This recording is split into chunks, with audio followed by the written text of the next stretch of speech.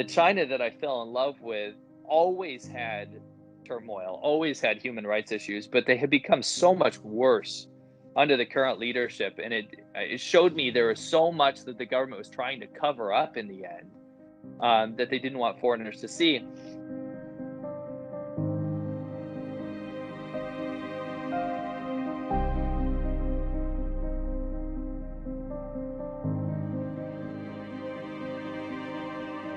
I would say probably around 2016 is when I really started to notice it, when the people that were not familiar with me and were consuming a lot of domestic news within China were getting much more nationalist. So you'd get a lot more situations where you'd be eating outside, maybe at like a barbecue restaurant or something, and somebody would shout something at you, or you get dirty looks for having a Chinese wife.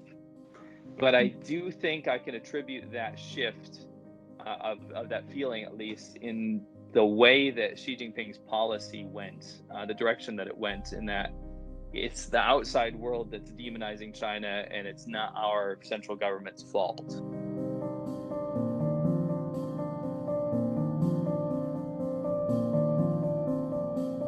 We had detectives, the SWAT team with automatic weapons or rifles, basically, attached to them, with body cameras, barge into our hotel room, separate all of us, interrogate us, trying to get us to admit to the fact that we were there doing journalism, or to admit the fact that we do illegal videos.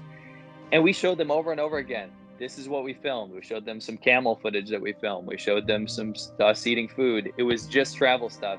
And they were intense. I heard that the detectives in the hallway speaking to each other, and they said, these are those two guys.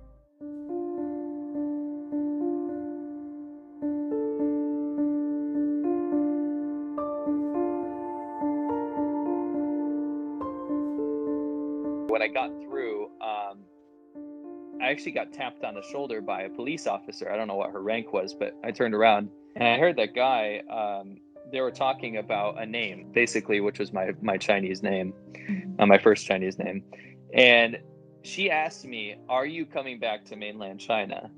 And I said, yeah. I thought that was the best thing to say. I said, yeah. And she said, good. And then she let me go.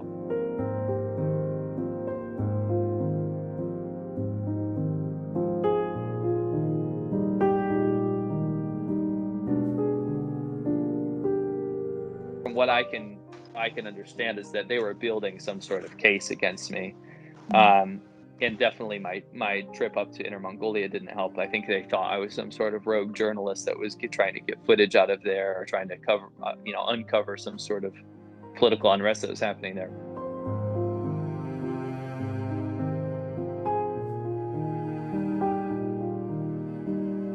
If you look at hostage diplomacy, like with the Michael situation, I think if you leave it too long and you get the warning signs and you still stick around, then you will be used for something like that, potentially.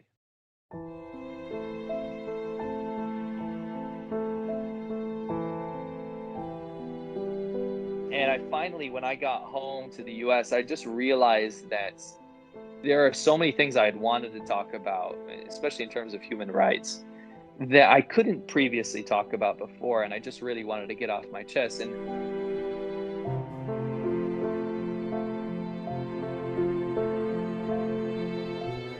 the actual oppression that exists within China takes a while to see. The political oppression of minorities, the censorship of free speech and online talk, to the point where people just don't want to express their opinion anymore, or don't even have an opinion anymore. So I just can't not talk about it. I feel like it's my duty.